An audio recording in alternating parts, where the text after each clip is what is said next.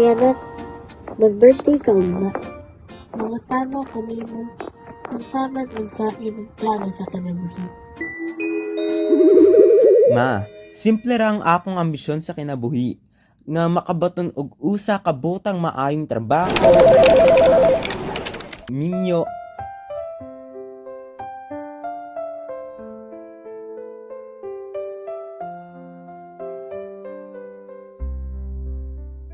adunay milyon-milyon sa bangko ug mapalit og nindot nga sakyanan.